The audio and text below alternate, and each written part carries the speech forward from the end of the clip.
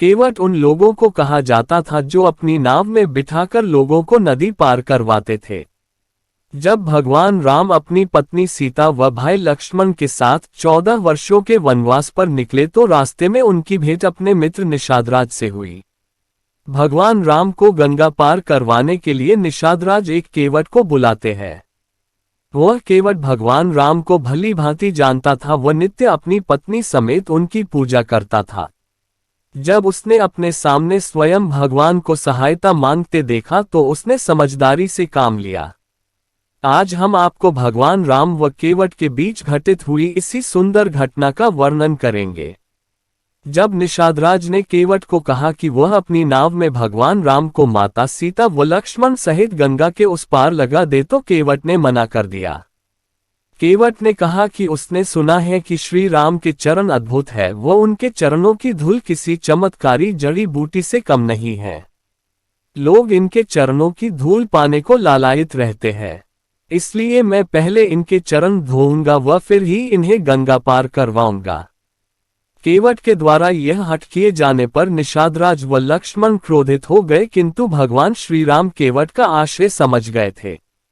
दोनों का क्रोध देखकर केवट ने स्वयं ही भगवान श्रीराम से कहा कि वह उनके द्वारा माता अहिल्या को पत्थर से महिला बना देने की कथा को जानता है। जब वे एक कठोर पत्थर को एक नारी में परिवर्तित कर सकते हैं तो मेरी नाव तो एक लकड़ी की बनी है। केवट ने कहा कि यदि मेरी नाव भी आपके पैर पड़ते ही किसी और रूप में परिवर्तित हो गई तो मेरी आजीविका का साधन चला जाएगा। उसने कहा कि वह अपना व अपने परिवार का भरण पोषण इसी नाव के सहारे करता है, व यदि यही नाव नहीं रहेगी तो उसके जीवन का सहारा छीन जाएगा। इस तरह केवट ने प्रभु के बिना चरण धुलाए उन्हें गंगा पार करवाने से मना कर दिया। भगवान राम को केवट के हठ के आगे झुकना पड़ा व उन्होंने हाँ कह दिया। इतना कहते ही केवट ने अपनी पत्नी से एक जल का पात्र मंगवाया व गंगा के पानी से प्रभु श्रीराम के चरण धोए व उस जल को ग्रहण किया। इस तरह केवट ने न केवल भगवान के प्रति अपनी भक्ति सिद्ध की अपितु भगवान के चरण कमलों का जल ग्रहण कर स्वयं का उद्धार किया। इसके बाद केवट ने तीनों को अपनी नाव में बिठाया व खुशी खुशी गंगा के उस पार लगा दिया। भगवान राम ने उसकी भक्ति से प्रसन्न होकर सीता को अपनी अंगूठी उसे उपहार स्वरूप देने को कहा।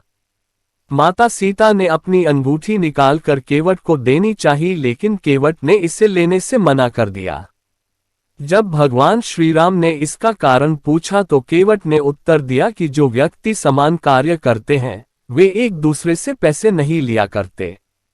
जैसे कि एक नाई दूसरे नाई के बाल काटने के पैसे नहीं लेता, उसी प्रकार एक केवट दूसरे केवट से पैसे कैसे ले सकता है। यह सुनकर भगवान राम ने प्रश्न किया कि उन दोनों का व्यापार समान कैसे हुआ, क्योंकि वे केवट तो थे नहीं।